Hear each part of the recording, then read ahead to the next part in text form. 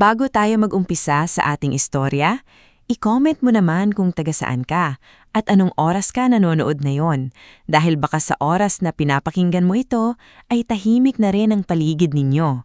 Kagaya ng katahimikan sa malaking bahay na ito kung saan ang bawat hakbang sa gabi ay parang may itinatagong sikreto. Sa bayan ng Lumban, Laguna, kilala si Amaris Velasco bilang babaeng hindi marunong magreklamo kahit halos buong buhay niya ay binubugbog na siya ng hirap. Lumaki siya sa maliit na bahay na yari sa kahoy at yero malapit sa lumang tulay kung saan tuwing umuulan ay umaapaw ang tubig at pumapasok hanggang kusina nila. Ang kanyang ina, si Aling Celsa, ay isang mananahi na halos lumabo na ang mata sa kakatahi ng uniforme ng mga estudyante.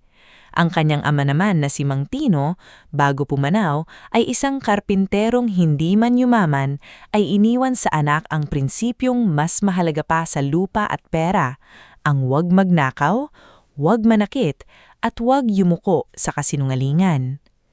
Bata pa lang si Amaris, sanay na siyang gumising bago sumikat ang araw. Nag-iigib siya ng tubig, nagluluto ng lugaw para sa ina, at inihahatid ang bunso niyang kapatid na si Dawen sa eskwelahan bago siya pumasok sa maliit na daycare center kung saan siya nagtuturo. Sa mga bata siya nakakahanap ng saya.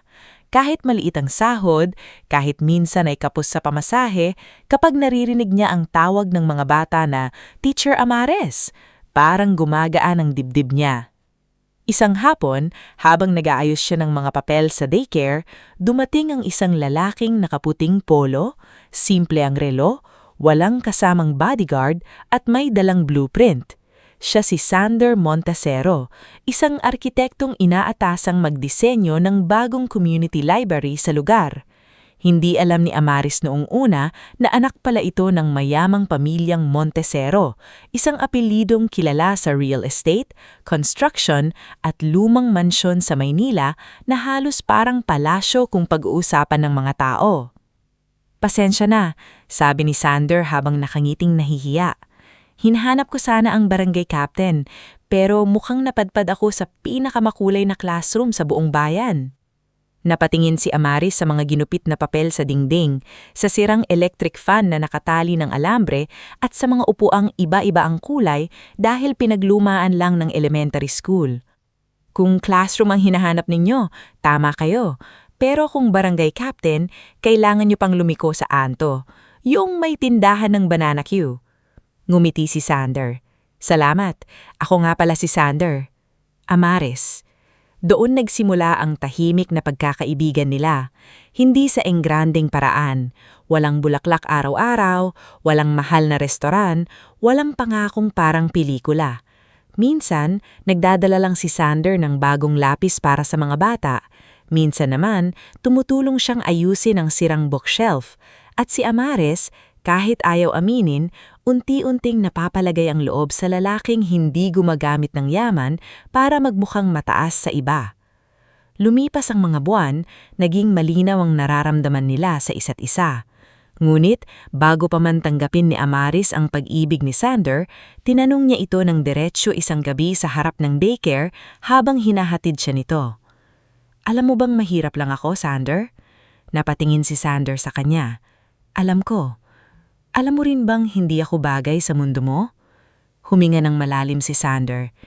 Hindi ako naghahanap ng babagay sa mundo ko, Amaris. Gusto ko yung taong tutulungan akong gumawa ng sarili naming mundo. Hindi naging madali ang relasyon nila. Nang ipakilala ni Sander si Amaris sa pamilyang Montesero, doon unang nakita ng dalaga ang malamig na mukha ni Doña Violenta Montesero, ang ina ni Sander, o ang babaeng buong buhay nitong tinawag na ina. Mataas ang tindig nito, laging maayos ang buhok, at ang tingin ay parang kayang sukatin ang halaga ng tao mula ulo hanggang paa. Daycare teacher? Tanong ni Doña Violenta noon habang hawak ang tasa ng tee. Ibig sabihin, tagapag-alaga ng bata? Guro po, mahinahon sagot ni Amares. Pareho lang, malaming na tugon ng matanda. Ang mahalaga, alam mo kung saan ka nanggaling. Hinawakan ni Sander ang kamay ni Amaris sa ilalim ng mesa. Ramdam niya ang kaba ng dalaga, ngunit hindi siya bumitaw. "Mama, mahal ko si Amaris," mariing sabi ni Sander. Bahagyang ngumiti si Doña Violenta, ngunit walang init iyon. Pag-ibig, iyan ang madalas gamiting salita ng mga taong walang maipakitang iba. Mula noon, alam ni Amaris na hindi siya tatanggapin ng madali, pero pinili pa rin niyang manatili. Hindi dahil nasilaw siya sa yaman, kundi dahil minahalin niya si Sander. 1 taon matapos silang magkakilala, ikinasal sila sa maliit na simbahan sa Lumban. Simple lang ang kasal, puting bulaklak, lumang kampana, at mga batang estudyante ni Amaris na kumanta habang naglalakad siya sa aisle. Dumalo si Doña Violanta, ngunit nakaupo ito sa unahan na parang dumalo lamang sa business meeting na kailangan tiisin. Pagkatapos ng kasal, tumira sina Amaris at Sander sa ancestral house ng mga Montesero sa Maynila. Doon nagsimulang magbago ang takbo ng buhay ni Amaris. Ang bahay ay napakalaki. May malapad na hagdanang kahoy, matataas na bintana, makakapal na kortina, at mga larawang nakasabit sa dingding ng mga yumaong Montesero na tila nakatingin sa bawat dumaraan. May silid-aklatan na amoy lumang papel, hardin na puno ng gumamela at santan, at basement sa likod ng kusina na laging nakakandado. Sa unang tingin, para itong bahay na dapat ipagmalaki. Ngunit para kay Amaris, may lamig sa loob nito na hindi maalis kahit bukas ang ilaw. Kasama sa bahay si Manang Otilia, ang matandang kasambahay na mahigit 40 taon nang naglilingkod sa pamilya. Tahimik ito, laging nakayuko, at madalas mamutla kapag naririnig ang pangalan ni Doña Violanta. Naroon din si Temyong, ang driver na mahilig mag-alaga ng lumang sasakyan sa garahe. Si Berto, ang hardinerong mabait ngunit bihirang magsalita. Si Liora, sekretarya ng pamilya na laging may dalang folder. At si Corvin, ang pinsang lumaki sa puder ng mga Montesero matapos maulila, na tila nakangiti palagi ngunit laging may tinatagong talim ang mga salita. "Welcome sa Montesero House, Hipag," sabi ni Corvin noong unang araw ni Amaris. "Sana hindi ka madaling malula. Maraming naliligaw dito, lalo na yung hindi sanay sa ganitong laki ng bahay." Hindi sumagot si Amaris. Ngumiti lang siya ng kaunti. Naroon din si Idalia, pinsan ni Sander na madalas bumisita at magdala ng mga chismis mula sa alta sosyedad. Maganda ito, makinis magsalita, ngunit laging may patama. "Amaris, ang cute ng damit mo," minsan nitong sabi sa hapag. "Parang galing sa palengke pero bagay naman sa'yo. Simple. Very provincial." Napatingin si Sander kay Idalia. "Idalia?" "Ano? Compliment iyon," sagot nito habang tumatawa. Araw-araw, sinubukan ni Amaris na makisama. Gumigising siya ng maaga para tumulong sa kusina kahit hindi naman siya inuutusan. Dinadalhan niya ng kape si Doña Violanta kahit bihira itong magpasalamat. Inaalok niyang ayusin ng mga lumang gamit sa library pero lagi siyang pinipigilan. "Hindi mo kailangan pakialaman ng gamit dito. May kasaysayan ng bawat bagay sa bahay na ito. Baka hindi mo maintindihan ang halaga." Ngunit ang pinakamasakit para kay Amaris, hindi ang pangmamaliit. Sanay siya roon. Ang mas mabigat ay ang unti-unting pagbabago ni Sander. Hindi dahil naging masama ito, kundi dahil lagi itong abala. Bilang arkitekto, sunod-sunod ang proyekto niya. Madalas siyang nasa opisina, nasa site, o nasa meeting. Kapag umuuwi siya, mapagod ito, at ayaw na ni Amaris dagdagan ng bigat ng isip niya. "Okay ka lang ba rito?" tanong ni Sander isang gabi habang naghuhudbod ng relo. Ngumiti si Amaris kahit may bigat sa dibdib. "Oo naman, naninibago lang ako." Lumapit si Sander at hinalikan siya sa noo. "Pasensya ka kay Mama, matagal talaga siyang magtiwala." Gusto sanang sabihin ni Amaris na hindi kawalan ng tiwala ang nararamdaman niya, kundi malamig na pagtanggi. Ngunit pinili niyang manahimik. Lumipas ang mga buwan, natutunan ni Amaris ang galaw ng bahay. Alam niya kung kailan dinidiligan ni Berto ang hardin, kung kailan bumababa si Manang Otilia para magdasal sa maliit na altar, at kung anong araw dumarating si Leora dala ng mga papeles ng kumpanya. Ngunit may isang bagay siyang hindi maintindihan, ang pagpunta ni Doña Violanta sa basement. Nung una, akala niya nga'y nagkataon lang. Isang gabi, bandang 12, nagusing si Amaris dahil nauuhaw siya. Tahimik siyang bumaba sa kusina. Doon niya nakita si Doña Violanta na nakasuot na dark blue robe, bit-bit ang maliit na itim na susi, at isang lumang cellphone na hindi niya kailanman nakitang ginagamit sa araw. Dumiretso ito sa makitid na hallway sa likod ng kusina, sa bahagi ng bahay na madalas sarado ang ilaw. Nagtago si Amaris sa gilid ng pader. Narinig niya ang mahinang pag-click ng kandado. Pagkatapos, bumukas ang pinto pababa sa basement. Kinabukasan, tinanong niya si Manang Otilia habang naghihiwa ng gulay. "Manang, ano po bang laman ng basement?" Biglang natigilan ng matanda, muntik nitong mahiwa ang daliri. "Bodega lang yun, hiha," sagot ni Manang Otilia ngunit hindi tumingin sa kanya. "Bakit po laging nakakandado?" Ganun talaga ang utos ni Donya. Hindi na nagtanong si Amares, pero mas lumalim ang kutob niya. Mula noon, napansin niyang halos gabi-gabi nangyayari iyon. Minsan 11:00, minsan pasado 1:00. Laging mag-isa si Doña Violanta, laging dala ang itim na susi, at laging may kausap sa telepono. Hindi malinaw kay Amares ang mga salita dahil makapal ang pinto. Ngunit isang gabi, habang dumadaan siya sa hallway papunta sa kusina, narinig niya ang boses ng biyenan. Malapit ng masakatuparan ng plano. Sabi ni Doña Violanta, mahina ngunit matigas ang tono. Kapag napirmahan ni Sander ang papeles, tapos na ang problema. Nanlamig ang kamay ni Amares. Papeles? Anong papeles?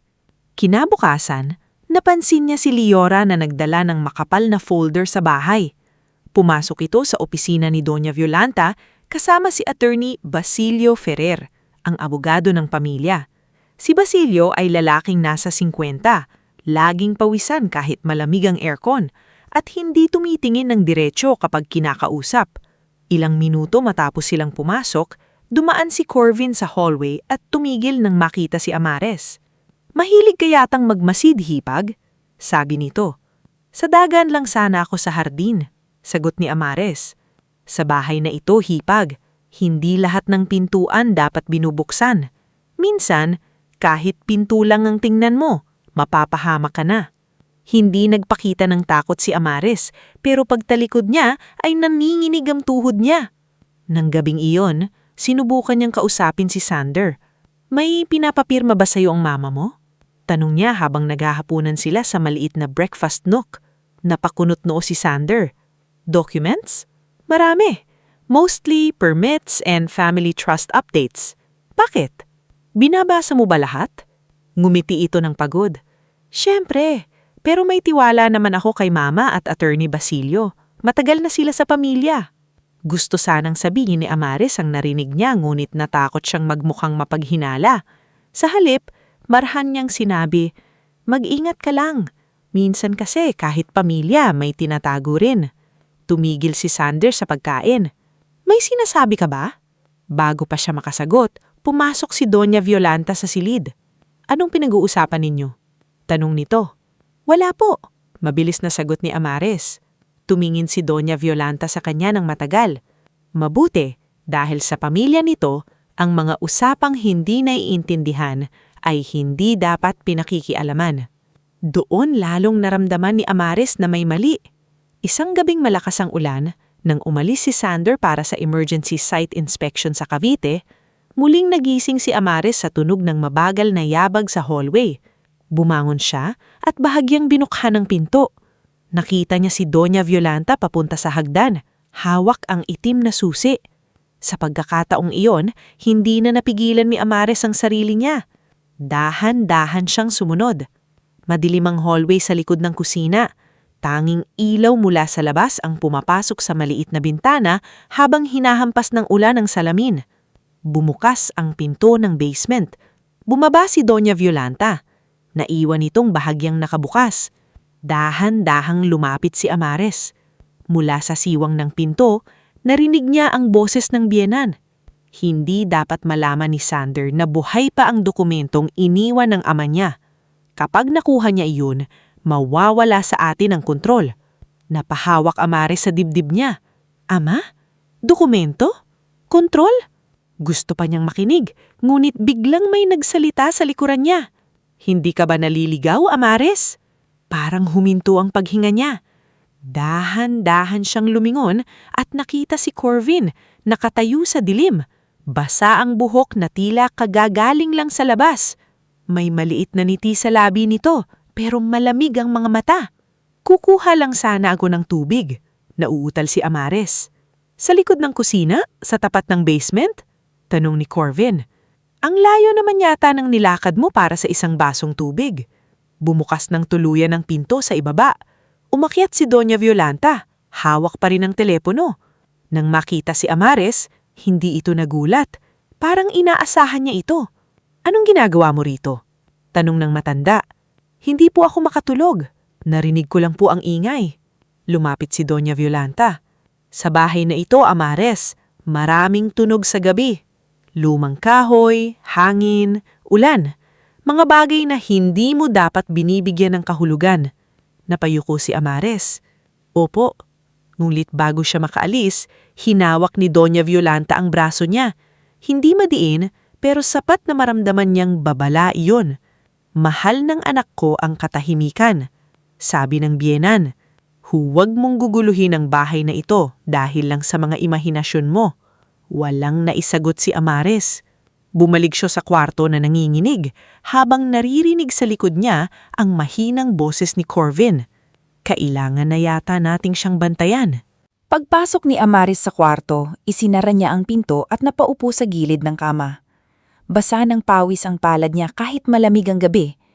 Sa unang pagkakataon mula nang tumira siya sa mansyon, hindi na lamang pangmamaliit ang kinakatakutan niya. May mas malalim, may mas madilim, may bagay sa basement na maaaring sumira hindi lang sa kanya kundi sa buong buhay ni Sander. Tumingin siya sa bakanteng bahagi ng kama kung saan dapat naroon ang asawa niya. Naalala niya ang sinabi ng ama niyang si Mang Tino bago ito pumanaw. Anak, kapag alam mong may mali, huwag kang magbulag-bulagan. Ang tahimik niya tao, hindi ibig sabihin mahina. Minsan siya pa ang pinakamatapang kapag oras na para lumaban. Pinahid ni Amaris ang luha sa pisngi niya. Kinabukasan, maaaring muli siyang ngumiti sa hapag. Maaaring magkunwari siyang walang narinig. Maaaring tiisin niya pa rin ang malamig na tingin ni Doña Violanta at ang mapanuring mata ni Corvin. Pero sa loob niya, may nabuo ng desisyon. Hindi siya aalis. Hindi siya tatahimik habang inilalagay sa panganib ang asawa niya. At kung ang katotohanan ay nakakulong sa basement ng bahay na iyon, hahanap siya ng paraan para makita ito, kahit kailanganin niyang maging anino sa sarili niyang tahanan. Bago tayo magpatuloy sa ating istorya, i-comment mo muna kung taga saan ka at anong oras ka nanonood ngayon. Dahil sa oras na ito, unti-unti nang lalalim ang lihim sa bahay ng mga Montesero. At ang dating tahimik na si Amaris ay magsisimula ng gumawa ng hakbang na hindi inaasahan ng mga taong minamaliit siya. Kinabukasan matapos ang gabing muntik nang mahuli si Amaris Velasco sa tapat ng basement, nagising siya na parang may mabigat na bato na nakadagan sa dibdib. Hindi niya agad iminulat ang mga mata niya. Ilang segundo siyang nakaiga, nakikinig sa tahimik na paligid ng kwarto nila ni Sander Montesero. Wala pa rin ang asawa niya sa tabi. Maaga itong umalis para balikan ang site inspection sa Cavite at naiwan si Amaris sa mansyon na parang ibong nakakulong sa gintong hawla. Paulit-ulit sa isip niya ang sinabi ni Doña Violanta noong gabi. Huwag mong guluhin ang bahay na ito dahil lang sa mga imahinasyon mo. Mulit mas paulit-ulit niyang naririnig ang boses ng biyenawan mula sa basement. Hindi dapat malaman ni Sander na buhay pa ang dokumento na iniwan ng ama niya. Hindi imahinasyon iyon, hindi panaginip, hindi ingay ng lumang kahoy o hangin sa bintana.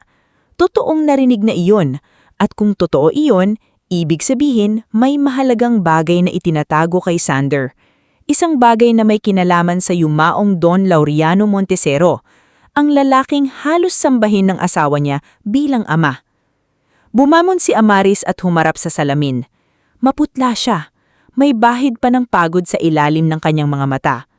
Ngunit sa unang pagkakataon mula nang tumira siya sa bahay na iyon, hindi natakot ang nangingibabaw sa mukha niya.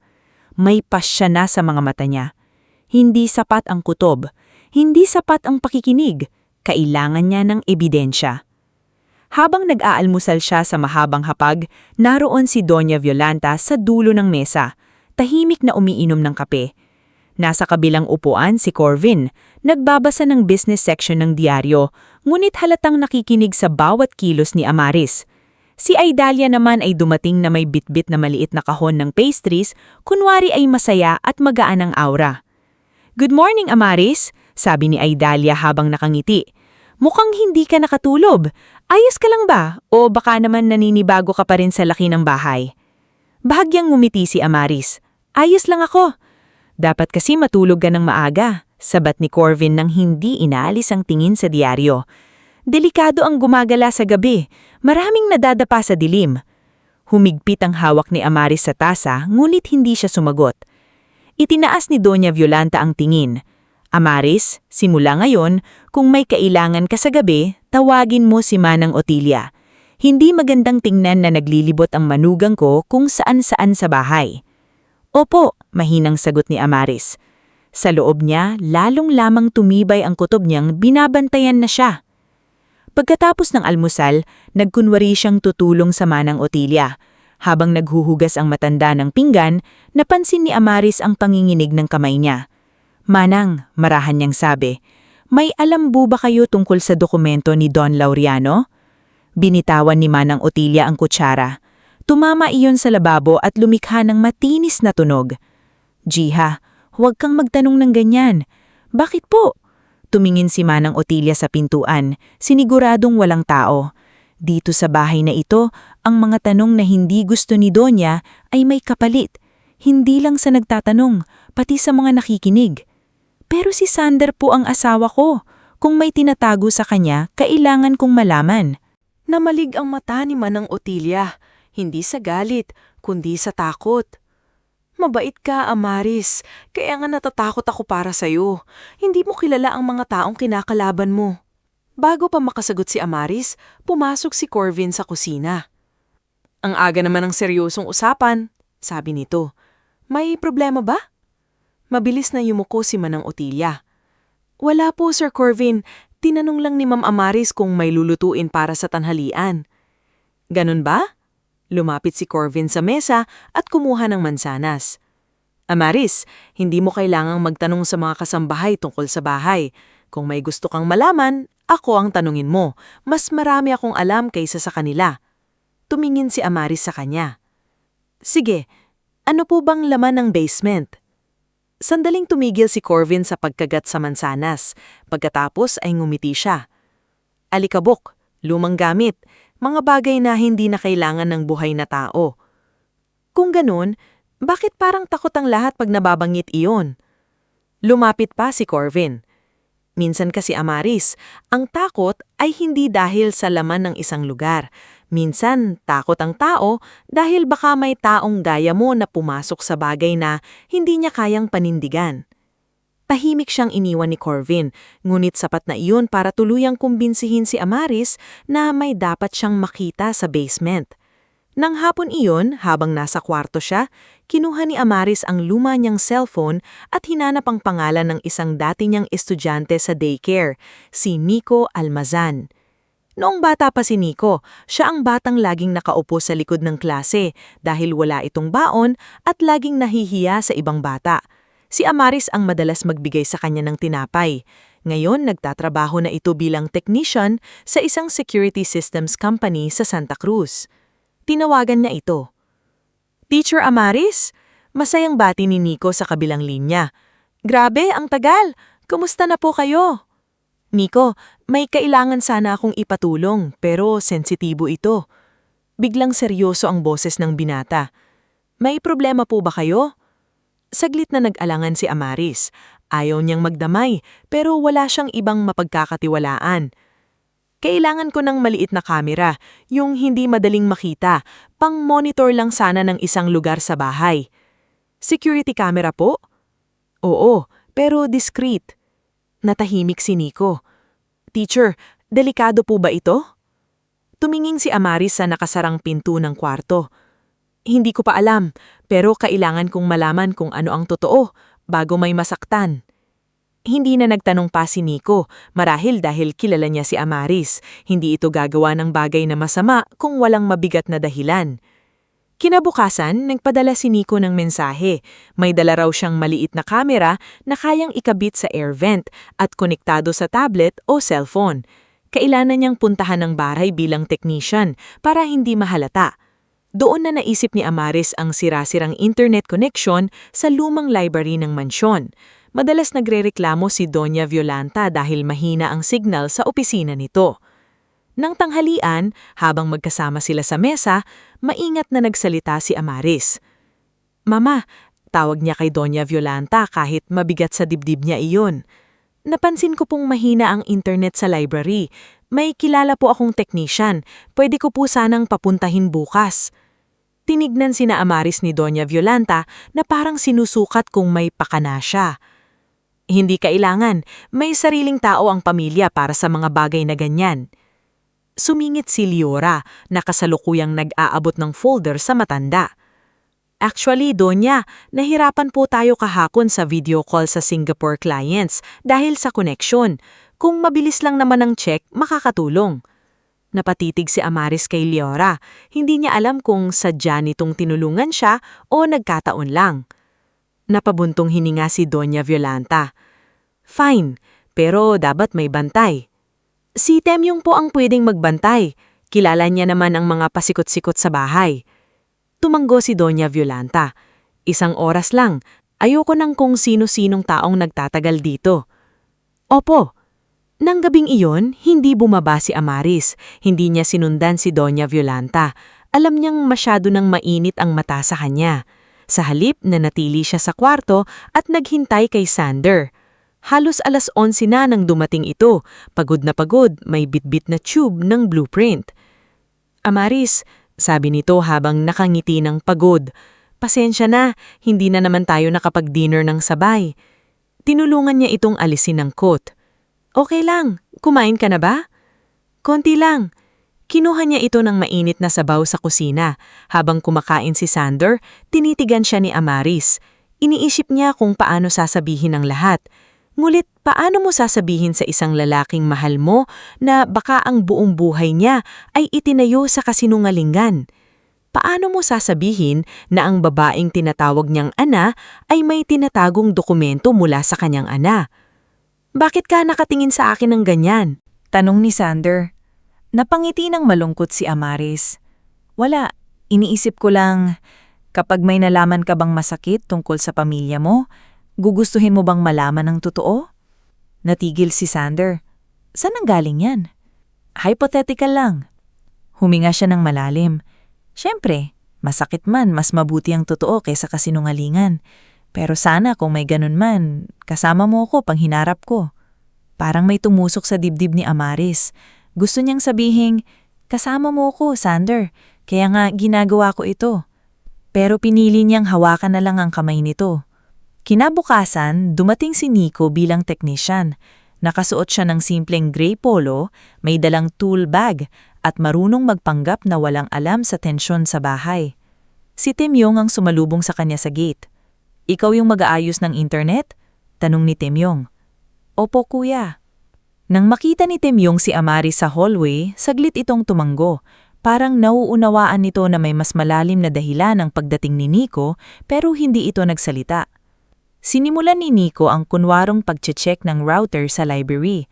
Pagkatapos ay sinabi niyang kailangan niyang tingnan ang signal sa likod ng kusina dahil doon daw dumadaan ang lumang wiring. Nakabantay si Temyong, ngunit nang sandaling tinawag ito ni Berto sa labas dahil may delivery ng halaman, nagkaroon ng pagkakataon sina Amaris at Nico.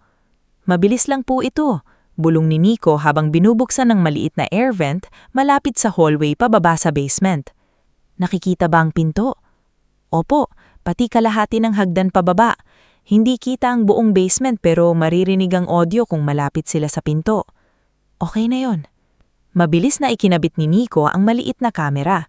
Mukha lang itong tornilyo sa loob ng vent. Pagkatapos ay inaabot niya kay Amaris ang lumang tablet na may app.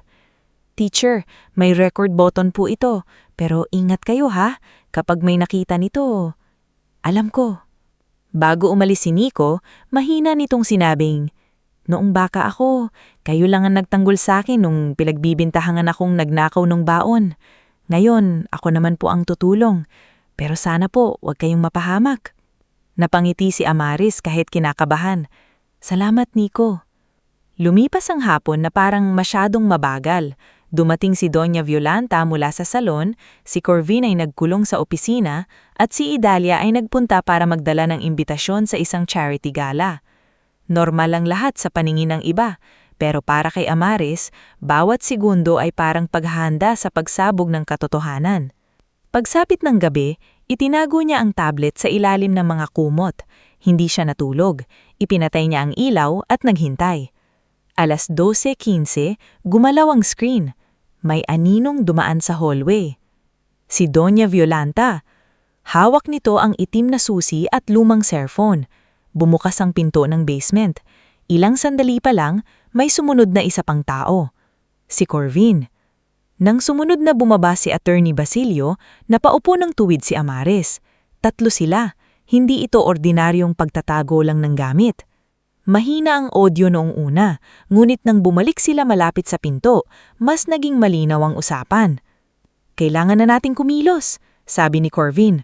"Masyado nang mauusiga ang asawa ni Sander." "Manugan lang siya," malamig na sagot ni Doña Violanta. "Walang maniniwala sa kanya kapag sinabi nating naghahabol lang siya sa yaman." Nanginginig ang kamay ni Amaris habang pinipindot ang record. Binuksan ni Basilio ang folder. "Donya, delikado ang gagawin natin. Kung pipirma si Sander sa trust restructuring, mapupunta sa inyo ang controlling authority sa loob ng 10 taon. Pero kung makita niya ang original will ni Don Loriano, hindi niya makikita. Nasa akin ang original." Sumandal si Corvin sa pader. "Kapag nakuha natin ang control sa trust fund ni Sander, wala nang makakahabol. The board will follow money, not sentiment." Parang nanigas ang buong katawan ni Amaris. Trust fund ni Sander, original will, controlling authority. Hindi niya alam ang buong legal na kahulugan pero malinaw ang intensyon. Kukunin nila ang kontrol sa mana ng asawa niya. Ngunit hindi pa roon natapos ang gabi. Muling bumaba si Doña Violanta sa mas malalim na bahagi ng basement. Hindi na ito kita sa kamera, ngunit narinig ni Amaris ang kalansing ng bakal na kabinet. Ilang minuto pa, bumalik ang matanda sa hagdan hawak ang lumang kahon. Binuksan niya ito sa maliit na mesa malapit sa pinto, kaya bahagyang nasagap ng kamera ang laman. May lumang videotape, may sealed envelope, at may mga medical records, at may isang papel na parang birth certificate. "Siguraduhin mong hindi ito mapupunta kay Sander," sabi ni Doña Violanta kay Basilio. "Doña," nanginginig ang boses ng abogado. "Hanggang ngayon ba, hindi niya alam?" Tumingin si Doña Violanta sa papel. Sa kauna-unahang pagkakataon, may halong galit at sakit ang mukha nito. Hindi niya kailangang malaman. Sa mata ng mundo, anak ko siya. Pero ang nakalagay sa dokumento, "Tumahimik ka," mairing sabi ng matanda. Si Corvin ang nagpatuloy, halos pabulong, ngunit malinaw. Hindi anak sa dugo si Sander, pero siya ang piniling tagapagmana ni Laureano. At kung malaman niya ang totoo, mawawala sa atin ang lahat. Hindi na nakahinga si Amaris. Napabitawan siya sa tablet. Mabuti na lang at bumagsak iyon sa kumot kaya walang tunog. Tinakpan niya ang bibig niya para hindi mahikbi. Hindi anak sa dugo si Sander. Ibig sabihin, buong buhay siyang pinaniwalaan sa bagay na hindi totoo. At si Doña Violanta, ang babaeng minahal at sinunod niya bilang ina, ay alam ang lahat. Mas masahol pa ron, mukhang ginagamit nito ang lihim para kontrolin ang mana, kumpanya at buhay ni Sander. Sa screen, muling nagsalita si Doña Violanta. Bukas ipapapirma ko kay Sander ang papeles. Kapag nangyari iyon, kahit malaman pa niya ang katotohanan, huli na ang lahat. Sumagot si Corvin. At ang asawa niya? Tumahimik ang matanda. Pagkatapos ay malamig nitong sinabi, kung magiging sagabal si Amaris, sisiguraduhin kong siya mismo ang aalis sa buhay ng anak ko. Doon tuluyang tumulo ang luha ni Amaris. Hindi dahil natakot siya para sa sarili niya, kundi dahil naisip niya si Sander, ang lalaking minsang nagsabi sa kanya na mas mabuti ang masakit na totoo kaysa sa magandang kasunungalingan. Ang lalaking buong buhay na nagtiwala sa isang ina na hindi pala kailanman naging tapat sa kanya. Gusto niyang tagbuhin si Sander. Gusto niyang tawagan ito at sabihin ang lahat. Ngunit pinigilan niya ang sarili. Kung kikilos siya ng padalos-dalos, maaaring mabura ang ebidensya. Maaaring baligtarin siya. Maaaring si Sander mismo ang hindi maniwala, lalo na kung kulang ang hawak niya. Kaya pinunas ni Amaris ang luha niya. Kinuha niya ang tablet at sinigurong nakasave ang recording. Gumawa siya ng kopya sa maliit na flash drive na ibinigay ni Nico. Pagkatapos ay itinago iyon sa loob ng lumang prayer book na dala pa ni Mula Lumban.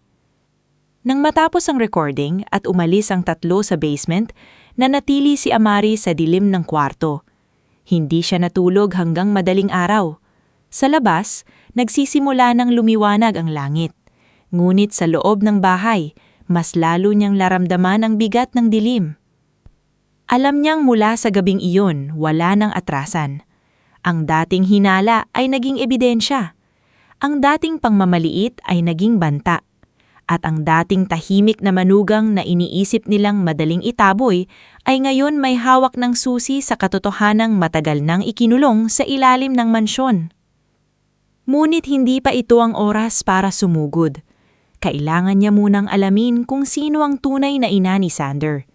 Kailangan niyang hanapin kung ano ang ibig sabihin ng birth certificate na nakita niya. At higit sa lahat, kailangan niyang protektahan ang asawa niya bago ito papirmahin sa dokumentong sisira sa buong buhay nito. Bago tayo magpatuloy sa ating istorya, i-comment mo muna kung taga saan ka at anong oras ka nanonood ngayon. Dahil sa parteng ito, hindi na lamang basement ang magtatago ng lihim. Mismong puso ng pamilya Montesero ang mabubuksan at ang katotohanang matagal nang ikinulong sa ilalim ng dilim ay unti-unting lalabas kahit may kapalit itong luha, sakit at pagkawasak ng tiwala. Hindi nakatulog si Amaris Velasco ng gabing iyon. Kahit sumikat na ang araw at unti-unting lumiwanag ang malalaking bintana ng kwarto nila ni Sander Montesero, nanatili siyang nakaupo sa gilid ng kama, hawak ang lumang prayer book na pinagtaguan niya ng flash drive na doon nakasave ang recording. Ang ebidensyang nagpapatunay na si Doña Violanta, si Corvin at si Attorney Basilio Ferrer ay may tinatagong dokumento, papeles ng trust fund at higit sa lahat, isang lihim tungkol sa pagkatao ni Sander. Paulit-ulit sa isip ni Amaris ang narinig niya. Hindi anak sa dugo si Sander, pero siya ang piniling tagapagmana ni Laureano. Parang may lamig na kamay na pumipisil sa puso niya tuwing naaalala ang pangungusap na iyon. Hindi niya alam kung paano iyon sasabihin sa asawa.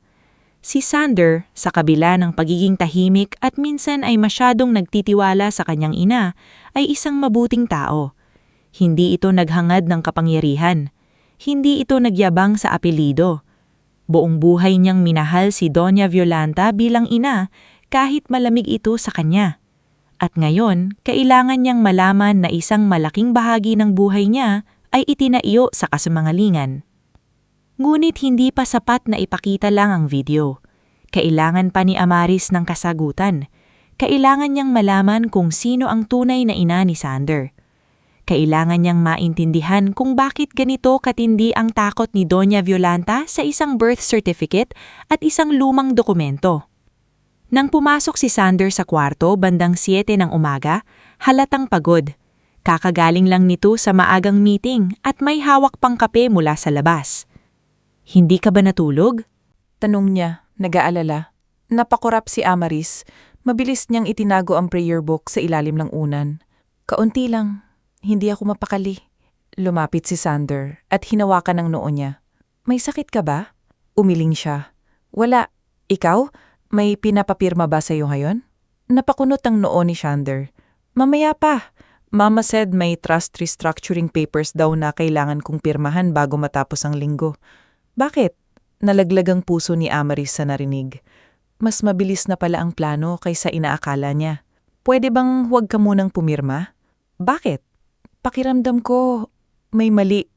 Napabuntong hininga si Sander. Hindi galit, pero pagod. Amaris, ilang araw mo nang sinasabi yan. May mali sa bahay, may mali sa basement, may mali sa papeles. Gusto kitang intindihin pero kailangan kong malaman kung ano ba talaga ang sinasabi mo. Gusto na niyang ilabas ang tablet. Gusto na niyang ipakita ang video. Ngunit naalala niya si Doña Violanta, si Corvin, at ang banta nilang sisiguraduhin siya mismo ang aalis sa buhay ni Sander. Kapag ipinakita niya ngayon nang walang sapat na paliwanag, baka magmukha lamang siyang nanhihimasok sa pamilyang hindi naman talaga kanya. Bigyan mo lang ako ng kaunting oras, sabi ni Amaris. Please, huwag ka lang munang pumirma. Tinitigan siya ni Sander. May pagdududa sa mga mata nito, ngulit mas nangingibabo pa rin ang pagmamahal. Okay, pero Amaris, huwag mong ilayo sa sarili kong pamilya gamit ang hinala lang. Hindi nakasagot si Amaris. Dahil sa loob-loob niya, iyon mismo ang pinakamasakit. Hindi niya gustong ilayo si Sander sa pamilya nito. Gusto niya lamang ilapit ito sa katotohanan. Pagkaalis ni Sander, agad na bumaba si Amaris sa kusina. Naabutan niya si Manang Otilia na nag-aayos ng mga plato sa cabinet. Wala si Corvin, wala si Idalia. Si Doña Violanta ay nasa silid sa kalatanan kasama si Attorney Basilio. Ito na ang pagkakataon. Manang, hininang tawag ni Amaris. Napatingin ng matanda. Hiha, bakit ang putla mo? May nakita ako kagabi. Nabitawan ni Manang Otilia ang basahan. Anong ibig mong sabihin? Sa basement, may birth certificate, may lumang videotape, may medical records, at narinig ko sila. Sabi nila, hindi anak sa dugo si Sander. Biglang nanhina ang matanda. Napaupo ito sa maliit na bangko malapit sa lababo. Hawak ang dibdib na parang may matagal ng sugat na muling nabuksan. Diyos ko, akala ko dadalhin na nila sa hukay ang lihim na yan. Lumapit si Amaris. Manang, kailangan kong malaman, sino ang tunay na ina ni Sander? Matagal bago nakapagsalita ang matanda. Tumingin muna ito sa pinto. Pagkatapos ay isinara ang maliit na bintana sa kusina. Nang masigurong walang nakikinig, nagsimula itong magkwento. Bago pa ipanganak si Sander, may isang babaeng nagtatrabaho sa accounting department ng Montechero Holdings. Ang pangalan niya ay Eulendra Marquez. Tahimik, matalino, at matabang. Hindi siya galing sa mayamang pamilya, pero mahusay siya sa numero. Si Don Laureano mismo ang kumuha sa kanya dahil napansin nitong may talento siya. Siya ang tunay na ina ni Sander? Tumanggo ang matanda. Nangingilid ang luha. Oo, pero hindi iyon simpleng kwento ng panganganak at pag-aampon. May nangyaring masama noon. Humigpit ang paghawak ni Amari sa gilid ng mesa. Ayon kay Manang Otilia, ilang dekada na ang nakakalipas, natuklasan ni Eulendra ang malaking anomalya sa kumpanya. May nawawalang pondo sa ilang proyekto, may peking suppliers, at may perang inililipat sa mga account na hindi dapat. Nung una, akala ni Eulendra simpleng pagkakamali lang sa libro, pero nang nasundan niya ang trail, nakita niyang kinektado iyon sa mga taong malapit sa pamilya. Si Corvin? Tanong ni Amaris. Noon, bata pa si Corvin pero nagsisimula na siyang pumasok sa negosyo sa tulong ng tiyeno niya. Pero hindi lang siya. May mas matatandang kasabsab. At ayon sa narinig ko noon, may alam si Doña Violanta. Hindi ko alam kung siya ang nag-utos pero alam niyang may anomalya. Nalaman ito ni Don Laureano? Oo, kaya nagalit siya. Si Don Laureano maraming pagkakamali sa bilang asawa pero hindi siya magnanakaw. Nang nalaman niyang buntis si Eulendra at nanganganib ang buhay dahil may hawak siyang ebidensya, itinago niya ito. Sinabi niya sa lahat na inampun niya si Sander mula sa malayong kamag-anak. Pero ang totoo, anak iyon ni Eulendra. Napaatras si Amaris. Pero bakit pumayag si Eulendra na mawala ang anak niya? Doon tumulo ang luha ni Manang Otilia. Hindi siya pumayag. Pinilit siya ng takot. May nagbanta sa kanya. Pinaniwalaan siya na kapag lumapit siya kay Sander, mamamatay ang bata. Si Don Laureano ang nagligtas sa bata, pero hindi niya naibalik sa ina dahil lumala ang gulo sa kumpanya. Bago siya mamatay, gumawa siya ng dokumento para masigurado na si Sander pa rin ang magiging tagapagmana at mapuproteksyonan sa mga taong gustong makinabang. Nasaan si Eulendra ngayon? Umiling si Manang Otilia. Hindi ko alam. Ang huling balita ko, umalis siya sa Maynila. May nagsabing namatay na, may nagsabing nagtago sa ibang pangalan. Nang sandaling iyon, pumasok si Temyong sa kusina. May dalang susi ng sasakyan. Natigilan siya nang makita ang mga luha ni Manang Otilia. May problema ba? Tanong niya. Tiningnan siya ni Amaris.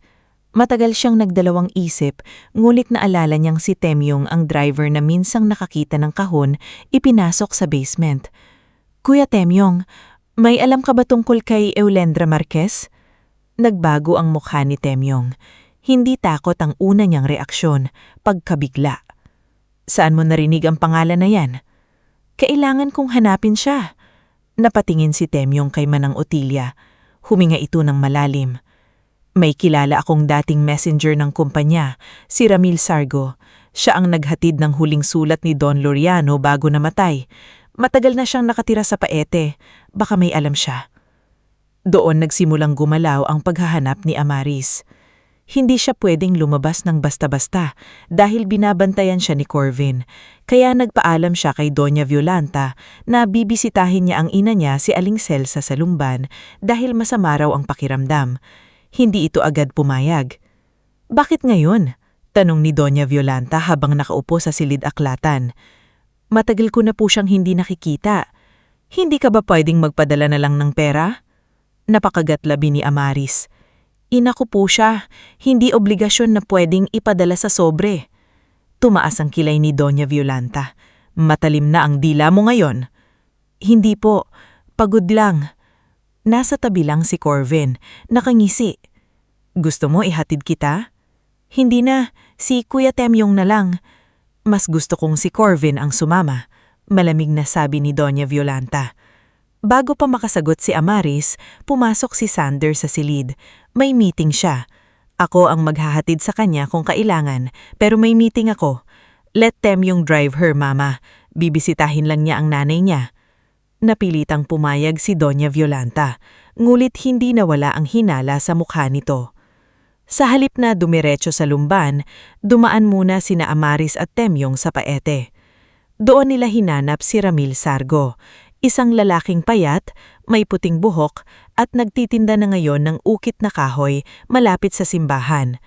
Nang marinig nito ang pangalan ni Eulendra Marquez, bigla nitong isinara ang tindahan. Wala akong alam. Mabilis nitong sabi. Kuya Ramil, pakiusap po. Asawa ko po ng Sander Montesero. May panganib po siya. Kung may alam kayo, please, tulungan ninyo kami. Napatingin si Ramil sa kanya. Asawa ka ng Sander? Opo. Matagal itong natahimik. Pagkatapos, pumasok ito sa loob ng maliit na tindahan at bumalik na may lumang kahon ng sigarilyo. Sa loob nito ay may lumang papel na nakatupi. Bago namatay si Don Laureano, pinahatid ni Sakin ang sulat na ito. Dapat ibigay kay Eulendra. Pero nang puntahan ko ang tirahan niya, wala na. May mga lalaking naghahanap din sa kanya. Natakot ako. Itinago ko na lang. Binuksan ni Amaris ang sulat. Luma na ang papel, ngulit malinaw pa ang ilang linya. Eulendra, patawarin mo ko kung hindi ko agad na ibalik sa'yo ang anak mo. Ginagawa ko ang lahat para maprotektahan si Sander. Kapag dumating ang tamang panahon, ang katotohanan ang magbabalik sa inyong dalawa. Huwag kang lalapit hanggat hindi ligtas. May mga taong mas pipiliin ang pangalan ng pamilya kaysa buhay ng bata. Namlambot ang tuhod ni Amaris. Alam niyo po bang kung saan siya nagpunta? Tanong niya. Nag-isip si Ramil. May narinig akong lumipat siya sa Quezon. Gumamit daw ng pangalang Elena Marzan. Hindi ako sigurado, pero may kapatid siyang dating madre, si Sister Kalinda, sa isang maliit na mission clinic sa Atimonan. Iyon ang unang malinaw na direksyon. Pag-uwi ni Amaris sa bahay ng ina niya sa Lumban, sinalubong siya ni Aling Celsa ng yakap. Doon, sa maliit na bahay na amoy sinampay at bagong saing, doon lang tuluyang bumuhos ang luha ni Amaris. "Anak," sabi ni Aling Celsa habang hinahaplos ang likod niya, "ano bang dinadala mo?" "Ma," hikbi ni Amaris, "parang hawak ko ang katotohanang sisirain sa asawa ko." Pinaupo siya ng ina. "Minsan anak, hindi ang katotohanan ang sumisira sa tao. Ang sumisira, yung mga taong nagbaon nito sa kasinungalingan."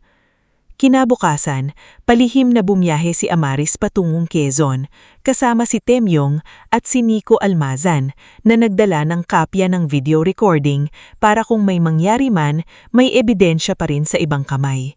Sa mission clinic sa Atimonan, natagpuan nila si Sister Kalinda.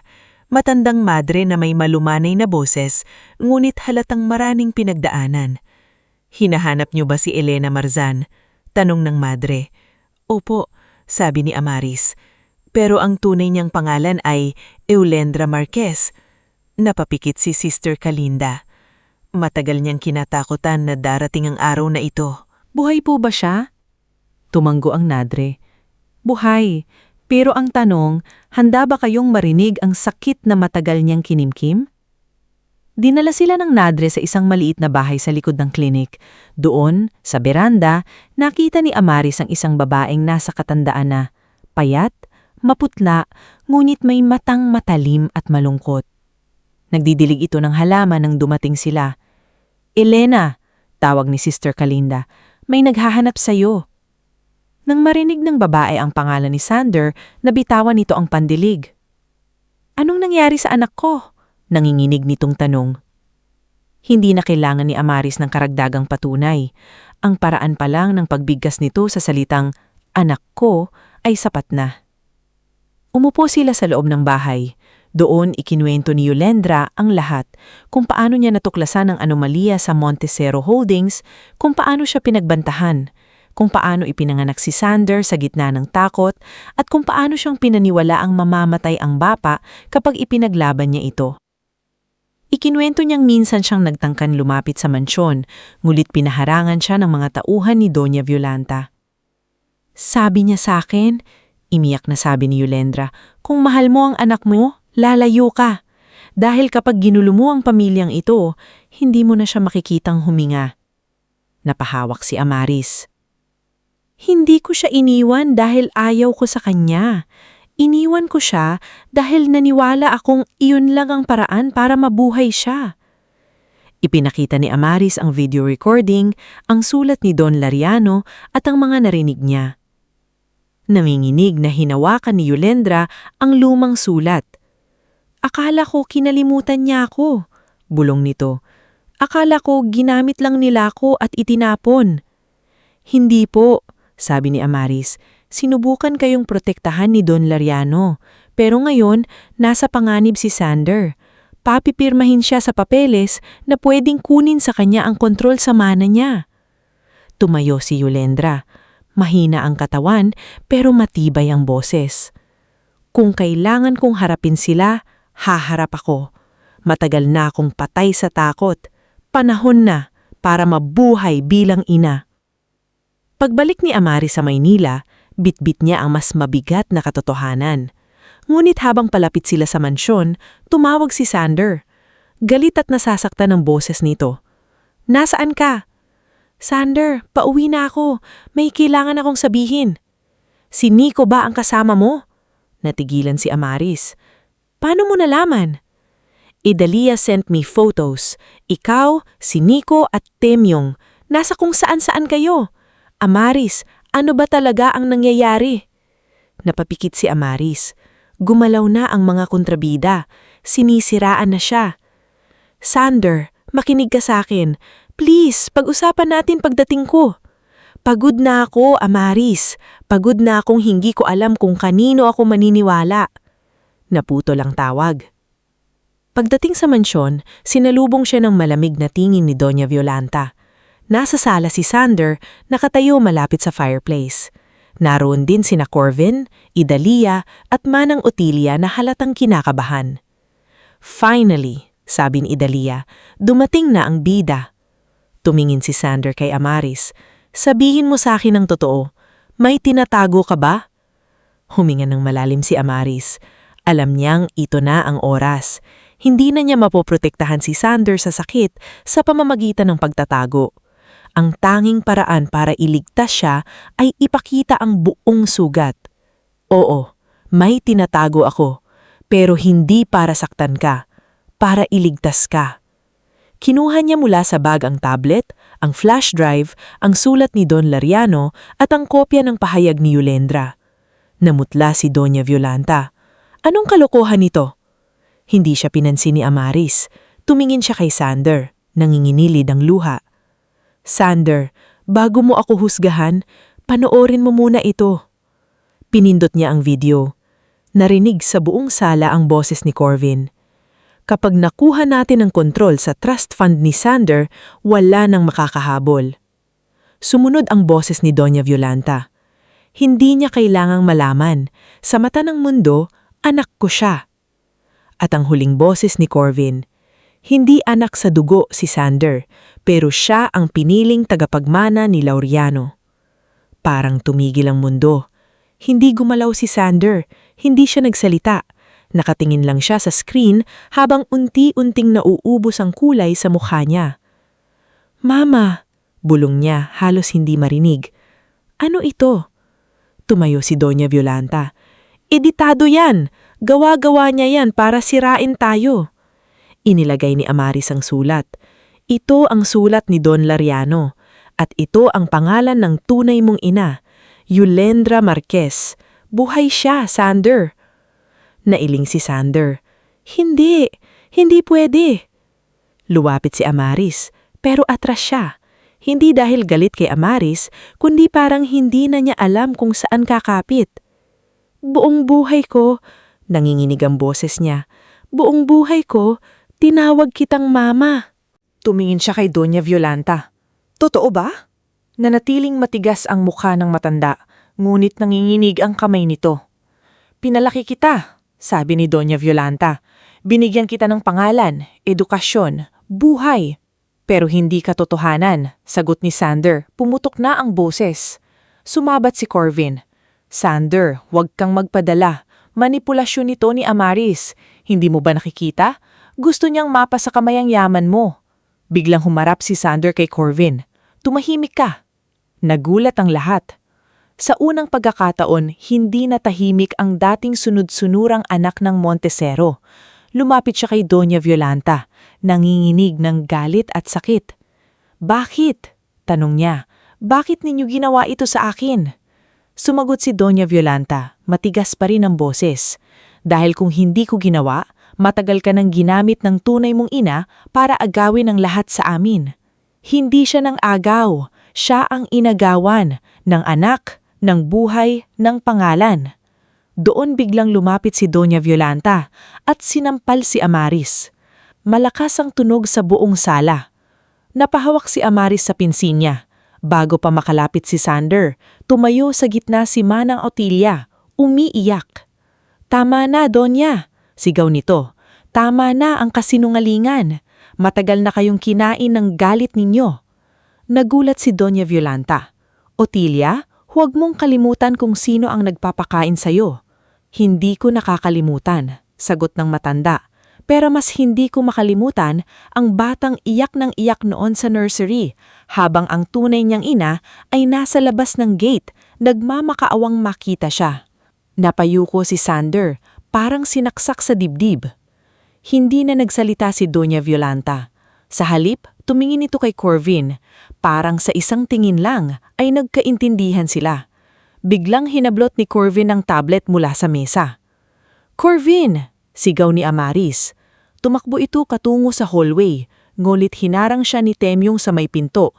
Nag-agawan sila, nabitiwan ang tablet at bumagsak sa sahig, nabasag ang screen. Napahiyaw si Idalia. Si Leora, nakararating lang dala ng ilang folder na paatras sa takot. Akala ni Corvin ay tapos na. Ngunit hindi niya alam na may kopya si Nico. May kopya si Amaris sa flash drive at higit sa lahat, may mga saksi nang hindi kayang burahin. Huminga ng malalim si Sander. Tumingin siya sa nabasag na tablet, sa umiiyak na Manang Otilia, sa galit na si Doña Violanta, at sa asawang sinampal dahil ipinaglaban ang katotohanan. Pagkatapos, lumapit siya kay Amaris. Hinawakan niya ang kamay nito. "Umalis tayo," sabi niya, basag ang boses. Nanlaki ang mata ni Doña Violanta. "Sander, kapag lumabas ka sa pintong iyan, huwag ka nang babalik." Tumingin si Sander sa kanya. "Hindi ko alam kung sino ako mayon, pero alam ko kung sino ang hindi ko gustong maging. Ayokong maging taong nabubuhay sa kasinungalingang ginawa ninyo." "Anak? Anak?" Mapait na ulit ni Sander. "Ginamit mo ang salitang iyan para kontrolin ako." Hawak ang kamay ni Amaris, lumakad siya papunta sa pinto. Hindi pa tapos ang sakit, hindi pa tapos ang laban, ngunit sa gabing iyon, may unang pader na bumagsak. Sa likod nila, narinig pa nila ang sigaw ni Corvin. Akala ni Corvin ay tapos na. Ngunit hindi niya alam na may kopya si Nico. May kopya si Amaris sa flash drive at higit sa lahat, may mga saksi nang hindi kayang burahin. Huminga ng malalim si Sander. Tumingin siya sa nabasag na tablet, sa umiiyak na Manang Otilia, sa galit na si Doña Violanta, at sa asawang sinampal dahil ipinaglaban ang katotohanan. Pagkatapos, lumapit siya kay Amaris. Hinawakan niya ang kamay nito. "Umalis tayo," sabi niya, basag ang boses. Nanlaki ang mata ni Doña Violanta. "Sander, kapag lumabas ka sa pintong iyan, huwag ka nang babalik." Tumingin si Sander sa kanya. "Hindi ko alam kung sino ako mayon, pero alam ko kung sino ang hindi ko gustong maging. Ayokong maging taong nabubuhay sa kasinungalingang ginawa ninyo." "Anak? Anak?" Mapait na ulit ni Sander. "Ginamit mo ang salitang iyan para kontrolin ako." Hawak ang kamay ni Amaris, lumakad siya papunta sa pinto. Hindi pa tapos ang sakit, hindi pa tapos ang laban, ngunit sa gabing iyon, may unang pader na bumagsak. Sa likod nila, narinig pa nila ang sigaw ni Corvin. "Hindi pa ito tapos, Sander. Hindi mo alam kung anong mawawala sa'yo." Huminto si Sander sandali, ngunit hindi lumingon. Sumagot si Amaris, mahina ngunit malinaw. Ang mawawala lang sa kanya ay ang mga taong matagal nang nagpapanggap na pamilya. Lumabas sila ng mansyon habang mabigat ang gabi. Sa labas, naghihintay si Temyong dala ang sasakyan. Si Manang Otilia ay nakatayo sa pinto, umiiyak habang hawak ang rosaryo. Sa itaas ng bahay, sa bintana ng silid ng aklatan, nakatayo si Doña Violanta. Hindi na kasing tikas ng dati, ngunit hindi pa rin sumusuko. Sa sasakyan, tahimik si Sander. Nakatingin lamang siya sa labas habang dumadaan ng mga ilaw ng kalsada. Hindi siya umiiyak, ngunit mas masakit tingnan ang katahimikan niya kaysa anumang hikbi. "Sorry," bulong ni Amaris. Dahan-dahan siyang liningon ni Sander. "Bakit ka nagsusori?" "Dahil ako ang nagdala sa iyo ng sakit na ito." Umiling siya. "Hindi ikaw ang gumawa ng sakit, Amaris. Ikaw lang ang unang nagkaroon ng lakas ng loob na ipakita sa akin kung saan ito nanggagaling." Doon tuluyang tumulo ang luha ni Amaris. Hindi nila alam kung saan sila pupunta ng gabing iyon. Ang alam lang nila, hindi sila maaaring manatili sa bahay na naging kulungan ng kasinungalingan. Sa likod nila, naiwan ang mansyon, ang basement, at ang mga taong handang durugin sila para mapanatili ang kapangyarihan. Ngunit sa unang pagkakataon, hawak na ni Sander ang simula ng kanyang tunay na pagkatao. At si Amaris, ang babaeng minamaliit nilang manugang, ay hindi na lamang tagamasid sa dilim. Siya na ang taong nagbukas ng unang kandado sa katotohanang matagal nang ikinulong sa ilalim ng bahay. Bago tayo magpatuloy sa ating istorya, i-comment mo muna kung taga saan ka at anong oras ka nanonood ngayon. Dahil sa parting ito, hindi na lang luha at sikreto ang haharapin ni Amaris at Sander. Mula sa madilim na basement ng mansyon, aabot na ang laban sa mismong boardroom ng Montecero Holdings, kung saan ang dating inaating manugang ay magsisimulang patunayan na hindi kailangan ng apelyido para magkaroon ng tapang, talino at paninindigan. Nang gabing umalis sina Amaris Velasco at Sander Montecero sa mansyon, hindi sila agad nagsalita sa loob ng sasakyan. Si Temyong ang nagmamaneho, tahimik na nakatingin sa daan, habang si Amaris ay nakaupo sa likod katabi si Sander. Ang kamay nila ay magkahawak, ngunit ramdam ni Amaris na parang malayo ang isip ng asawa. Hindi niya ito masisi. Sa loob lamang ng isang gabi, nalaman ni Sander na ang babaeng tinawag niyang ina buong buhay niya ay nagsinungaling tungkol sa kanyang pagkatao. Itinago ang tunay niyang ina at ngayon ay sinusubukang kunin ang kontrol sa mana at buhay niya. Sa labas ng bintana, sunod-sunod ang ilaw ng lungsod. Mulit para kay Sander, tila lahat ay naging madilim. "Salumban muna tayo," mahinang sabi ni Amaris kay Temyong. "Sa bahay ni Mama." "Opo ma'am," sagot ng driver. Ngunit may lungkot ang boses nito. Hindi na tumutol si Sander. Wala siyang lakas para magdesisyon. Buong buhay niyang ipinagmamalaki ang pagiging Montecero, hindi dahil sa yaman, kundi sa alaala ni Don Laureano, ang amang pinaniniwalaan niyang nagmahal sa kanya ng buo. Ngunit ngayon, kahit ang pagmamahal na iyon ay may bahid na ng misteryo. Hindi niya alam kung dapat ba siyang magalit, malungkot o magpasalamat dahil kahit hindi pala siya kadugo, pinili pa rin siya ng matanda bilang anak. Pagdating nila sa maliit na bahay ni Amaris sa Lumban, halos madaling araw na. Bumukas ang pinto at lumabas si Aling Celsa. Nakapambahay, may balabal sa balikat. Nang makita niya ang maputlang mukha ng anak at ang basag na katahimikan ni Sander, hindi na siya nagtanong. Binuksan niya ang gate at yunakap si Amaris. "Tuloy kayo mga anak, kahit maliit ang bahay na ito, walang lihim na ikinukulong dito." Sa simpleng sala na may lumang sopa at maliit na altar sa gilid, doon unang naupo si Sander na parang hindi niya alam kung saan ilalagay ang sarili. Inabutan siya ni Aling Celsa ng mainit na salabat. "Uminom ka muna, hiho," malumanit nitong sabi. Tinanggap iyon ni Sander, ngunit naninginig ang kamay niya. "Hindi ko na alam kung sino ako." Umupo si Aling Celsa sa tapat niya. "Minsan anak, hindi ang dugo ang nagsasabi kung sino ka. Ang mas mahalaga ay kung anong klaseng tao ang pinili mong maging kahit niloko ka ng mundo." Napatingin si Sander kay Amaris. Doon lamang niya napansin ang pula sa pisngi nito mula sa sampal ni Doña Violanta. Marhan niyang hinawakan iyon. "Sinasaktan ka niya dahil sa akin," sabi niya, basag ang boses. "Sinaktan niya ako dahil natakot siyang lumabas ang totoo," sabi ni Amaris. "Pero hindi mo yon kasalanan." Nang gabing iyon, hindi sila natulog sa magarbong kwarto o malambot na kama. Sa maliit na silir ni Amaris noong dalaga pa siya, doon sila nahiga, magkatabi, habang naririnig ang huni ng kuligrig at mahinang andar ng electric fan. Sa unang pagkakataon, malayo sila sa mansyon, ngunit hindi pa rin sila malaya sa aniw nito. Kinabukasan, nagsimula ang pagong yugto ng buhay nila. Hindi na sila pwedeng magtago lang. Alam ni Amaris na habang sinusubukan nilang huminga, kumikilos na sina Doña Violanta at Corvin. At tama siya. Sa mansyon, maaga pa lang ay nagpatawag ng private meeting si Doña Violanta kasama sina Corvin, Atty. Basilio Ferrer at Idalia. Nakaupo ang matanda sa silid ng aklatan, hawak ang kape, ngunit halatang hindi ito nakatulog. "Hindi pwedeng makalusot si Sander," sabi ni Corvin habang naglalakad-lakad. "Kapag nakarating sa board ang video at sulat na yun, tapos tayo." "Hindi pa tapos," malamig na sabi ni Doña Violanta. "Hanggat hindi niya hawak ang original will at hanggat kaya nating palabasin na unstable siya, may laban tayo." Napalunok si Atty. Basilio. "Donya, delikado na ito. May recording na sila, may saksi. Kung ipagpapatuloy natin ito..." Kung natatakot ka, Basilio, alalahanin mo kung sino ang nagbayad ng utang mo nung muntik kang makulong sa estafa, putol ni Doña Violanta. "Huwag kang magmalinis mayon."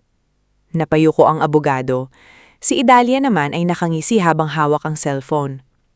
"Ako na ang bahala sa social circle," sabi nito. Ipapakalat ko na minamanipula ni Amaris si Sander. May photos naman ako nila ni Nico. Madali lang gumawa ng istorya. Probinsyanang asawa, batang technician, lihim na lakad. Alam na ng mga tao ang iisipin. Gawin mo, utos ni Doña Violanta. Kailangan pagdating ng board meeting, si Sander ang mukhang biktima ng asawa niya, hindi biktima natin. Doon nagsimula ang kanilang patibong. Sa loob lamang ng 2 araw, kumalat sa ilang kakilala ng pamilya na si Amaris daw ay may lihim na lalaki na ginagamit niya si Sander para sa pera at sinusubukan niyang sirain ang pangalan ng Montesero dahil hindi siya tinanggap ng alta sosyedad. May edited clip din mula sa confrontation sa sala na inilabas ni Idalia sa piling mga kamag-anak kung saan tanging galit at sigaw ni Sander ang maririnig, ngulit pinutol ang bahaging lumabas ang katotohanan. Dumating ang mga balita kay Sander habang nasa lumban siya. Si Leora, sekretarya ng pamilya, ang tumawag kay Amaris. "Ma'am, nanginginig ang boses nito sa telepono. Nagpatawag sila ng emergency board meeting sa Biyernes. Ang agenda po, temporary removal ni Sir Sander from executive trust decisions due to emotional instability." Napapikit si Amaris. "Sino ang nag-file?" "Si Doña Violanta at Sir Corvin po. May affidavit daw si Ate Basilio at may ipapakitang video na edited." "Leora," mahinang sabi ni Amaris, "bakit mo sinasabi ito sa amin?" Saglit itong natahimik. "Kasi po, pagod na akong maging parte ng kasinungalingan. Ilang taon na akong pinapapirma sa mga papeles na hindi ko maintindihan. Pero ngayon nakita ko na, pati si Sir Sander, sisirain nila." Kinabukasan, dumating si Leora sa lumban dalang ilang kopya ng board resolutions, email printouts at listahan ng peking suppliers na ginamit sa dating anomalya. Kasama rin dumating si Nico Almazan, may dalang laptop at backup ng video mula sa hidden camera. Si Temyong naman ay nagdala ng lumang logbook mula sa garani ng mansyon, kung saan nakasulat ang mga gabing inutusan siya ni Corvin na maghatid ng kahon sa lumang farm estate ng pamilya.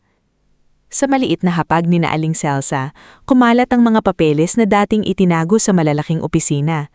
Doon, nagsimulang buuin ni Amaris ang timeline. "Hindi tayo pwedeng umasa lang sa emosyon," sabi niya habang may hawak na ballpen. "Kailangan malinaw. Kailan nagsimula ang anomalya? Kailan nawala si Eulendra? Kailan ginawa ni Don Laureano ang original will?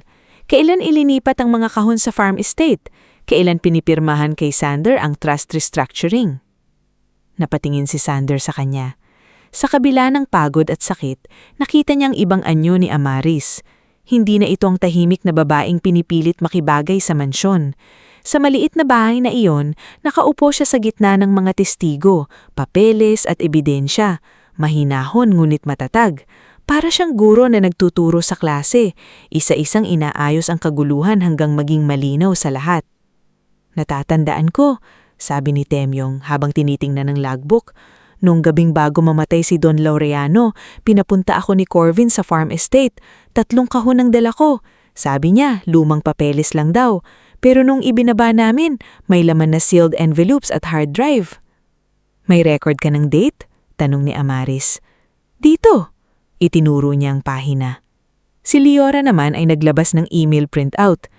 "Ito po ang proof na matagal nang pinaplanong ilipat ang authority ng trust fund kay Donya, pero kailangan nilang pirma ni Sander." "May makakatulong ba sa atin sa financial audit?" tanong ni Sander. Doon pumasok ang isang bagong pangalan, si Gael Montemayor, ang isang independent auditor na dating kakilala ni Eulendra Marquez. Si Eulendra mismo ang tumawag kay Gael. Nang malaman niyang konektado ito sa lumang anomalya ng Montesero Holdings, pumayag siyang tumulong. Dumating Gael sa kinahapunan, may dala ng laptop at backup ng video mula sa hidden camera. Diretso siyang nagsalita. "Hindi sapat ang family drama sa boardroom. Kailangan ninyo ng numbers. Kung mapapatunayan nating may forged resolutions, full supplier payments, at improper trust restructuring, hindi lang ito usapang ng mana. Corporate fraud ito." Tahimik na nakinig si Sander. Sa unang pagkakataon matapos siyang malaman ng katotohanan, nagkaroon siya ng direksyon. Hindi lang pala ito tungkol sa kung sino ang tunay niyang anak. Tungkol din ito sa mga taong linoko, empleyadong nadamay, proyektong ginamit sa katiwalian, at pamilyang binusalan ng takot. Habang abala ang lahat sa paghahanda, dahan-dahang nagbabago ang buhay ni Amaris sa Lumban. Sa umaga, tinutulungan niya si Aling Celsa sa simpleng almusal.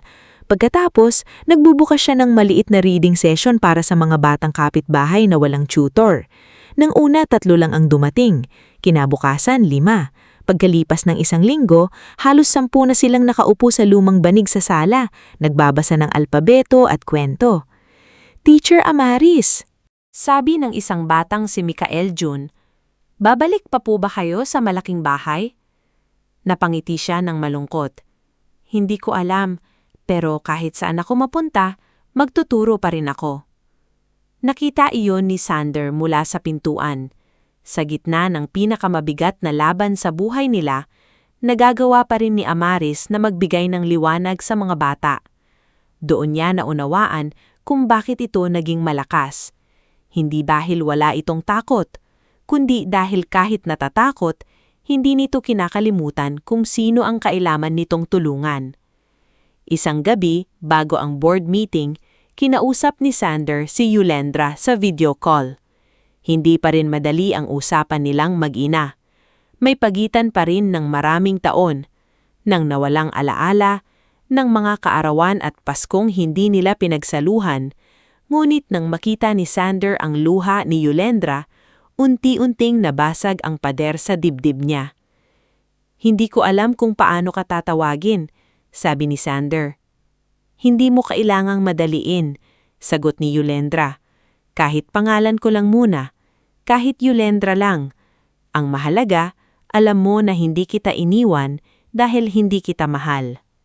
Matagal siyang natahimik. "Galit ako. Tanggap ko. Nasasaktan ako. Tanggap ko rin. Pero gusto kong marinig ang buong kwento mo kapag kaya ko na." Tumulo ang luha ni Yulendra. "Maghihintay ako, anak. Buong buhay na akong naghintay." Dumating ang araw ng board meeting. Nagsuot si Sander ng simpleng dark suit. Si Amaris naman ay nagsuot ng puting blouse at navy skirt. Simple, maayos, at malayo sa marangyang porma ni Doña Violanta. Bago sila umalis, hinawakan ni Aling Celsa ang kamay ng anak. "Anak, hindi mo kailangang sumigaw para marinig ka. Minsan, sapat na ang malinaw na katotohanan." Pagdating nila sa Montechero Holdings Building, ramdam agad ang tensyon. Sa lobby, nagbulungan ng ilang empleyado nang makita sina Amaris at Sander. Ang iba'y halatang naniniwala sa chismis. Ang iba namay tahimik na yumuyuko bilang respeto. Kasama nila sina Leora, Temyong, Nico, Gael at Dr. Elmo Sitiar, ang matagal ng doktor ng yumaong Don Loriano na may hawak na medical notes at notarized statement tungkol sa huling bilin ng matanda. Pagbukas ng pinto ng boardroom, naroon si Doña Violanta sa dulo ng mesa, suot ang itim na trahe. Sa tabi niya si Corvin, confident ang ngiti. Naroon si Aidaya, nakaupo sa gilid, hawak ang cellphone. Si Attorney Basilio ay pawisan, paulit-ulit na inaayos ang karbata.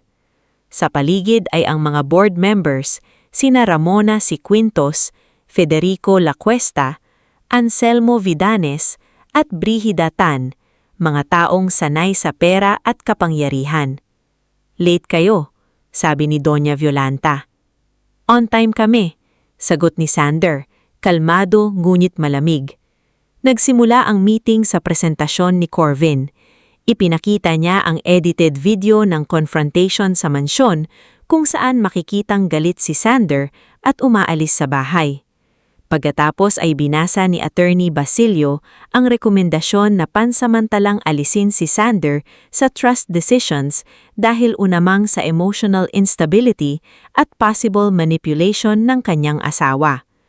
Tumayo si Aidalia. "Hindi namin ito ginagawa para saktan si Sander. Ginagawa namin ito para protektahan siya doon sa babaeng malinaw na may ibang intensyon." Napatingin ang ilang board members kay Amaris, ngunit hindi siya natinag. Tumayo si Sander. Tapos na kayo? Napataas ang kilay ni Doña Violanta. Sander, anak. Do not call me that right now. Putol niya. Kumalat ang katahimikan. Tumayo si Amaris, inilapag ang folder sa mesa at nagsimulang magsalita. Hindi mataas ang boses niya, ngunit malinaw. May ipapakita po kaming buong recording, hindi edited. May mga dokumento ring magpapatunay na ang tinatawag ninyong emotional instability ni Sander ay resulta ng pagtatago sa kanya ng personal at legal na katotohanan. Pinatugtog ni Nico ang full hidden camera footage sa screen ng boardroom. Narinig ang boses ni Doña Violanta, Corvin at Basilio tungkol sa trust fund, original will at pagiging hindi kadugo ni Sander. Pagkatapos, ipinakita ni Gael ang financial trails, peking suppliers, inilipat na pondo at forged resolutions. Si Liora ay tumayo at umamin na siya mismo ang pinilit na magproseso ng ilang dokumento. Pinagbantahanan po ako nila, sabi ni Liora, nanginginig ngulit matatag. Sumunod si Temyong. Ipinakita niya ang logbook ng mga kahon na inilipat sa farm estate. Si Dr. Elmo naman ay nagbigay ng notarized statement na bago mamatay si Don Loriano, malinaw ang isip niya at may habilin na protektahan si Sander mula sa sinumang susubok magkontrol sa trust fund.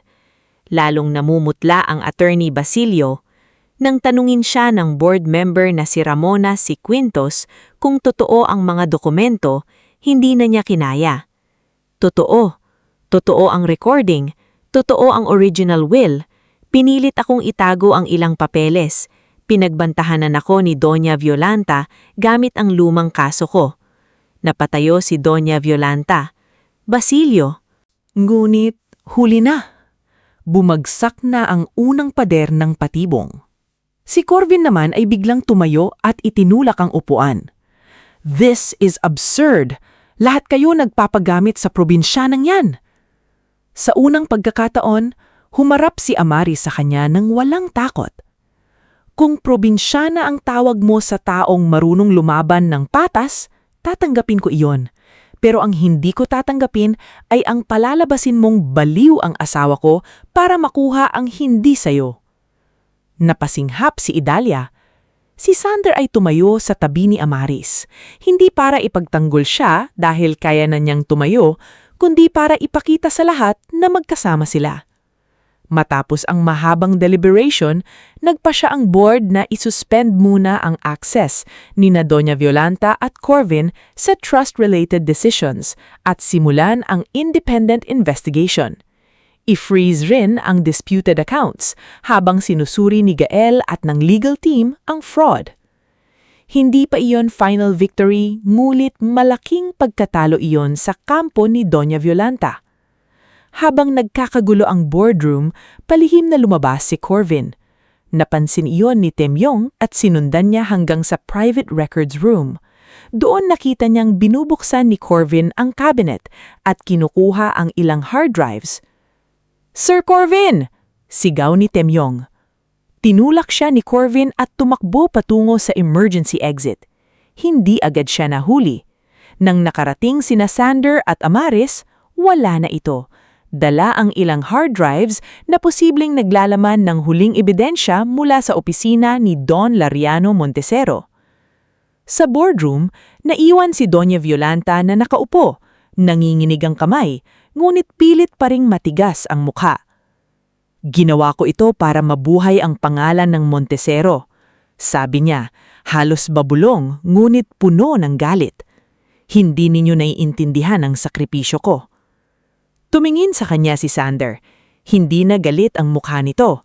Pagod na siya, ngunit malinaw ang boses.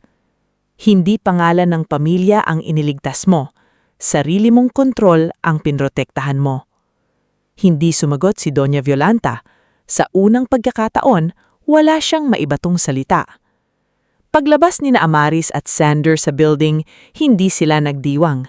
Alam nilang hindi pa tapos ang laban. Nakatakas si Corvin. May mga hard drive siyang dala. May kaso pang kailangang harapin. May pamilyang kailangang ayusin mula sa mga pirasong winasak ng kasinungalingan. Habang naglalakad sila palabas, hinawakan ni Sander ang kamay ni Amaris. Kanina sa boardroom, hindi ka natakot. Natakot ako, pero mas natakot akong hayaang silang manalo.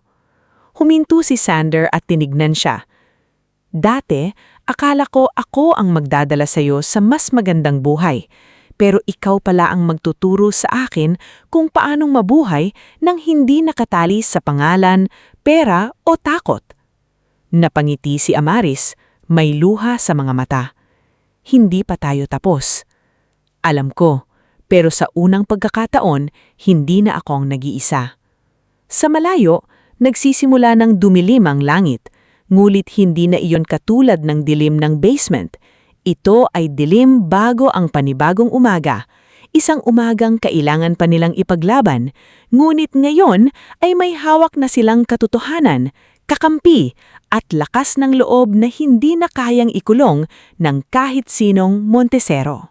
Bago tayo magpatuloy sa huling bahagi ng ating istorya, i-comment mo muna kung taga-saan ka at anong oras ka nanonood ngayon dahil sa parting ito, makikita natin kung paanong haharapin nina Amaris at Sander ang huling yugto ng katotohanan.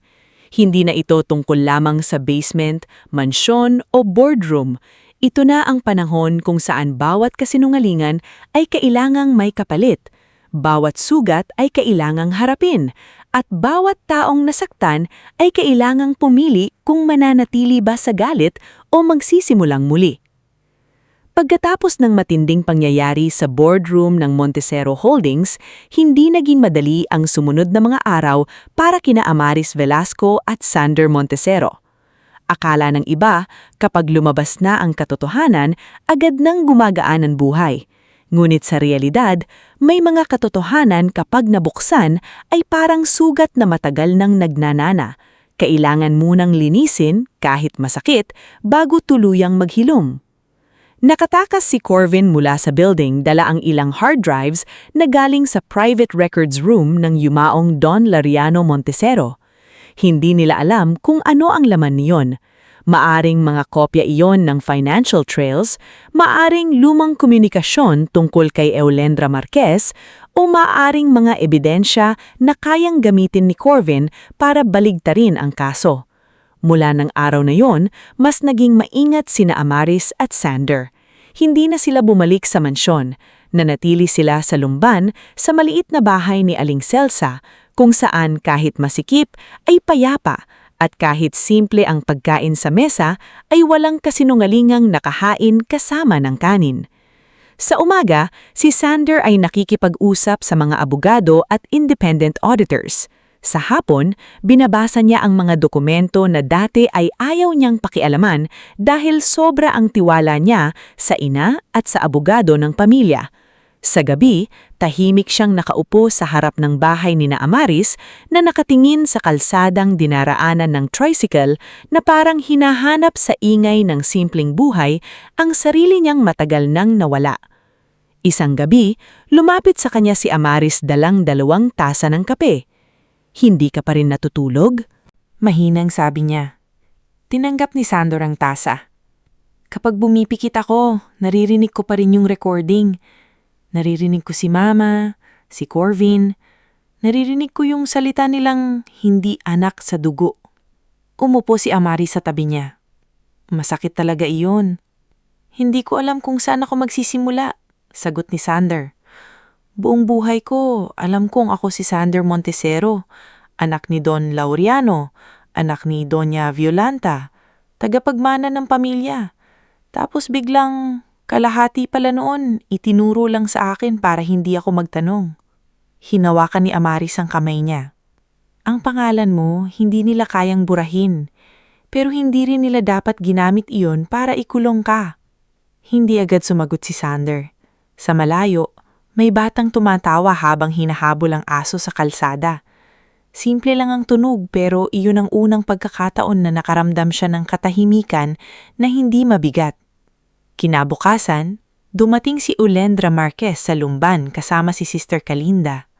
Hindi pa rin sanay si Sander na makita ang babayang ito at isipin na siya ang tunay niyang ina. May parte sa kanya na gustong yakapin ito agad, ngunit may parte ring nasasaktan dahil sa dami ng taong nawala sa kanila. Dumating si Olendra na may dalang maliit na bayong ng prutas, parang isang bisitang nahihiya sa sariling anak. Pasensya na, ito lang ang meron ako. Ngumiti si Amaris. Sapat na po ang pagpunta ninyo. Nasa sala si Sander, nakatayo. Halatang hindi alam kung lalapik ba o mananatili sa kinatatayuan. Si Olendra naman ay halos hindi humihinga habang tinitignan siya. Ilang dekada niyang hindi nayakap ang anak. Ngayon nasa harap niya ito. Matangkad, seryoso, may mga matang parang kay Don Laureano ngunit may lungkot na alam niyang siya mismo ang dahilan kahit hindi niya ginusto. "Kumusta ka?" tanong ni Olendra. Napakasimple ng tanong pero halos mabasag si Sander. "Hindi ko alam, pero sinusubukan ko." Tumanggo si Olendra. "Tanggap ko iyon." Napatingin siya kanya. "Hindi mo ba ako tatanungin kung galit ako?" "Galit ka ba?" "Oo," tapat niyang sagot. "Galit ako sa lahat. Kay Doña Violanta, kay Corvin, sa mga taong nanakot sa iyo, kay Don Laureano rin minsan dahil kahit prinotektahan niya ako, tinago niya rin ako sa iyo. At minsan, galit ako kayo kahit alam kong hindi mo kasalanan." Tumulo ang luha ni Olendra, ngunit hindi siya umatras. "Karapatan mong magalit, anak. Hindi ako nandito para pilitin kang patawarin ako. Nandito ako para kapag dumating ang araw na kaya mo na akong kausapin, hindi mo na kailangang hanapin." Doon unang lumambot ang mukha ni Sander. Hindi niya pa ito niyakap, hindi niya pa kayang tawaging mama, pero lumapit siya dito at kinuha ang bayong mula sa kamay niya. "Pasok kayo, kumain muna tayo." Para kay Olendra, sapat na iyon para magsimulang huminga muli. Samantala, patuloy ang paghahanap kay Corvin. Ayon kay Gael Montemayor, ang hard drives na kinuha nito ay maaaring may lamang duplicate records ng offshore accounts at mga lumang kontrata. Kung mabebenta iyon sa kalabang kumpanya, hindi lang makakataka si Corvin, maaari pa niyang gamitin ang laman para takutin ang board at baliktarin ang testimonya. Si Leora ay nagbigay ng listahan ng mga dating safe house at rest house na ginagamit ng pamilya Montesero, habang si Tenyong ay nagbigay ng impormasyon tungkol sa isang lumang rest house sa Batangas na matagal nang hindi ginagamit pero may sariling garahe at private dock. "Doon siya pupunta," sabi ni Temyong habang nakatingin sa mapa. Nung bata pa si Sir Corvin, doon siya madalas magtago kapag napapagalitan ni Don Laureano. Alam niya ang lugar, alam niya kung saan nakatago ang susi. Agad ipinasa ni Sander ang impormasyon sa mga otoridad. Hindi nila gustong maging madugo ang paghahanap. Hindi ito pelikula kung saan kailangang sila mismo ang humabol. Alam ni Amaris na ang tunay na hustisya ay hindi basta galit, kundi proseso na dapat may ebidensya, saksi at batas. Pero bago pa mahuli si Corvin, gumawa ito ng huling hakbang. Nagpadala siya ng mensahe kay Sander. "Kung gusto mong mabawi ang hard drives, pumunta ka mag-isa sa lumang rest house. Kapag may pulis, mawawala ang lahat ng ebidensya. At huwag mong isama ang asawa mong probinsyana. Masyado ng maraming sinira." Nang mabasa ito ni Sander, kumuyom ang kamay niya. "Pupunta ako."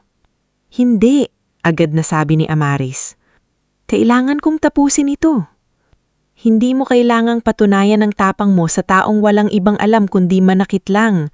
Kung pupunta ka mag-isa, ibinibigay mo sa kanyang kontrol na matagal nang gustong makuha." Dumating si Olendra mula sa kusina at narinig ang usapan. "Makinig ka sa asawa mo, Sander. Ang taong desperado, hindi lumalabang ng patas." Napaupo si Sander. Doon niya naunawaan na ang pagharap sa nakaraan ay hindi nangangahulugang uubusin mo ang sarili mo sa paghihingate. Kaya sa halip na pumunta mag-isa, ipinasa nila ang mensahe sa abogado at sa mga investigador. Gumawa sila ng planong legal at maingat. Kinagabihan, sa rest house sa Batangas, naabutan ng mga otoridad si Corvin habang kausap ang isang kinatawan ng kalabang kumpanya. May dala itong 2 hard drive, peking passport at malaking halaga ng cash. Tinangkapan niyang tumakas palabas sa likod papunta sa maliit na pier, ngunit hinarang siya ng mga pulis. Nang makorner, sumigaw pa ito. "Hindi ninyo naiintindihan! Sa akin dapat ang lahat! Ako ang lumaki sa anino ng pamilyang yan habang si Sander ang pinili kahit hindi ka dugo!" Ngunit wala nang nakinig sa inggit niya. Nahuli si Corvin at kasama ng pagkakahuli niya, nakuha ang hard drives na naglalaman hindi lamang ng financial anomalies kundi pati voice memos at scanned letters na nagpapatunay na matagal nang alam ni Doña Violanta ang pagtatago kay Eulendra at ang manipulasyon sa trust. Nang makarating ang balita kay Doña Violanta sa mansyon, doon unang nabasag ang katahimikan nito. Ilang linggo na siyang nakakulong sa sariling silid, ayaw tumanggap ng bisita, ayaw kumain ng maayos at paulit-ulit na sinasabing ginawa niya ang lahat para sa pangalan ng Montesero. Ngunit nang malaman niyang si Corvin mismo ay handa siyang isama sa pagbagsak para mailigtas ang sarili, saka tila nawala ang huling pader na pinagtataguan niya.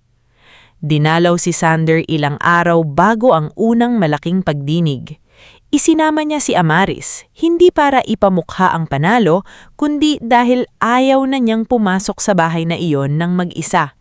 Ang dating mansyon na puno ng liwanag at mamahaling palamuti ay parang lumang tetro matapos ang palabas. Maganda pa rin, ngunit wala ng sigla.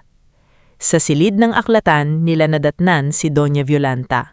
Nakaupong ito sa dating paboritong upuan ni Don Laureano. Mas payat na siya, mas maputla, ngulit nanatili ang taas ng baba. "Dumating ka para panoorin akong bumagsak?" tanong niya kay Sander. "Dumating ako para marinig mula sa iyo ang totoo nang hindi mo ako minamanipula." Napatingin si Doña Violanta kay Amaris. "At kailangan kasama siya?" "Oo," sagot ni Sander. "Dahil siya ang taong hindi nagsinungaling sa akin." Napikit ang matanda. Parang nasaktan siya roon, ngunit alam niyang wala siyang karapatang magalit. Matagal bago siya nagsalita. Nung ipinasok ni Laureano si Sander sa bahay na ito, galit ako. Hindi dahil sa bata, dahil sa kahihiyan. Iniisip ko noong, paano ako haharap sa mga tao kung malalaman nilang ang tagapagmana namin ay anak ng ibang babae? Tapos pinili pa siya ni Laureano, pinrotektahan, minahal. Habang ako, asawa niya, naramdaman kong unti-unting nawawala ang lugar ko. "Ginamit mo ang sakit mo para manakit ng iba," sabi ni Sander. "Oo," mahina niyang sagot. At sa tagal, nakumbinsi ko ang sarili ko na ginagawa ko iyon para sa pamilya. Pero ang totoo, hindi ko alam kung paanong magmahal nang hindi kumukontrol. Natahimik si Sander. Ang pag-aamin ay hindi sapat para burahin ang taon ng kasinungalingan, ngunit iyon ang unang pagkakataong hindi nagtago si Doña Violanta sa likod ng pangalan, pera o galit. "Patawarin mo ako," sabi ng matanda. Hindi ito dramatiko, hindi ito malakas, parang lumabas lang mula sa taong pagod ng magkunwari. Tumingin si Sander sa kanya ng matagal. "Hindi ko pa alam kung kaya kitang patawarin bilang anak, pero hindi ko hahayaang kainin ako ng galit. Haharapin mo ang kaso, haharapin mo ang ginawa mo, at doon magsisimula ang anumang natitirang respeto." Tumunggo si Doña Violanta. Sa unang pagkakataon, wala siyang inutos, wala siyang binantaan. Sa pagdinig, isa-isang lumabas ang katotohanan. Si Attorney Basilio ay umamin sa pagtatago ng original will at sa paggawa ng legal papers na pabor kay Doña Violanta. Si Layora ay tumistigo tungkol sa forged resolutions at pressure na natanggap niya. Si Temyong ay nagpatunay tungkol sa paglilipat ng mga kahon sa farm estate. Si Gael Montemayor ay naglatag ng financial records na hindi kayang pasinungalingan. At si Eulendra naman, sa kabila ng panginginig ng boses, tumayo bilang ina ni Sander at bilang babaeng inagawan ng anak sa pamamagitan ng takot. "Hindi ko hinabol ang yaman," sabi ni Eulendra sa korte. Ang hinabol ko noon ay ang karapatang makita ang anak ko, pero tinakot ako. Pinaniwalaan na ang pagmamahal ko ang magiging dahilan ng kamatayan niya. Sa kabilang panig, si Idalia ay unang nagpanggap na biktima rin siya ni Corvin at Doña Violanta. Ngunit lumabas ang mga mensahe nito kung saan malinaw na siya ang nagpakalat ng edited clips at paninira laban kay Amaris. Kinasuhan siya ng cyber libel at conspiracy sa obstruction. Nawalan siya ng pwesto sa social circle na buong buhay niyang inalagaan at sa huli, ang mga taong minsang tumatawa kasama niya laban kay Amaris ang una ring umiwa sa kanya. Si Corvin ay hindi na nakatakas. Nahaharap siya sa kasong fraud, attempted evidence tampering, coercion at iba pang kasong kaugnay ng corporate crimes. Si Doña Violanta naman, bagamat matanda na, ay hindi nakaligtas sa pananagutan. Hindi man siya agad ikinulong ng pangmatagalan dahil sa edad at kalagayan ng kalusugan habang dinidinig pa ang buong kaso, inilagay siya sa court-supervised custodial care at tuluyang tinanggal sa anumang kapangyarihan sa Montecero Holdings. Lumipas ang 2 taon. Hindi naging perpekto ang lahat pero naging malinaw. Si Sander ay nanatiling bahagi ng Montecero Holdings, ngunit binago niya ang pamamalakad. Binuksan niya ang independent audit taon-taon, tinanggal ang mga ghost suppliers, inayos ang benepisyo ng mga empleyadong dating nadadamay sa korupsyon. At higit sa lahat, itinayo niya ang Laureano Eulendra Foundation, hindi bilang palamuti sa pangalan ng pamilya, kundi bilang tulong sa mga batang mahihirat, mga empleyadong inaapi, at mga pamilyang nangangailangan ng legal aid. Si Amaris naman ay hindi bumalik sa dating pagiging anino sa mansyon. Ang maliit na reading session sa Lumban ay lumaki at naging silid-liwanag learning center. Sa tulong ni Sander, Nico, Aling Celsa, Liora at maging ni Manang Otilia na nagretiro na sa mansyon, nagkaroon ito ng maliit na library, computer room at libreng tutoring tuwing hapon. Si Nico ang nagturo ng basic computer skills. Si Liora naman, matapos magbitiw sa Montecero, naging administrative coordinator ng foundation. Si Temyong ay naging transport supervisor para sa outreach programs. Si Berto, ang hardinero, nagdisenyo ng maliit na gulayan para sa mga bata.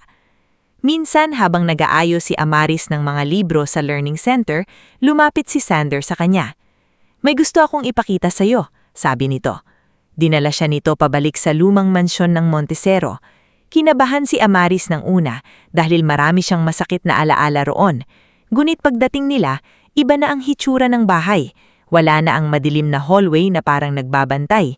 Wala na ang takot sa likod ng kusina. Ang basement na dating taguan ng kasinungalingan ay nilinis, nilagyan ng maayos na ilaw, shelves at glass cabinets. "Ginawa ko itong archive room," sabi ni Sander. "Lahat ng dokumentong may kinalaman sa nangyari nandito, hindi para balikan ng sakit araw-araw, kundi para walang makalimot kung ano ang nangyayari kapag ang pamilya ay mas pinipiling itago ang totoo kaysa harapin ito." Tahimik na lumakad si Amaris sa loob ng basement. Naalala niya ang gabing nanginginig siya habang napapanood ang hidden camera. Naalala niya ang boses ni Doña Violanta, ang pangamba, ang panganib, ang unang beses niyang naramdaman na may hawak siyang katotohanan kayang pagbaguhin ng buhay. Ngulit ngayon, wala nang dilim, wala nang kandado, wala nang lihim na nagtatago sa ilalim. "Hindi na siya nakakatakot," bulong niya. "Dahil ikaw ang nagbukas," sagot ni Sander. Makalipas ang ilang buwan, ginanap ang pagbubukas ng mansyon bilang Montecero Heritage and Learning House. Ang dating bahay na puno ng yabang, takot at sikreto ay naging lugar para sa libreng legal consultation, reading programs at seminars para sa mga pamilyang biktima ng pang-aabuso at pananakot. Dumalo si Eulendra hawak ng kamay ni Sander.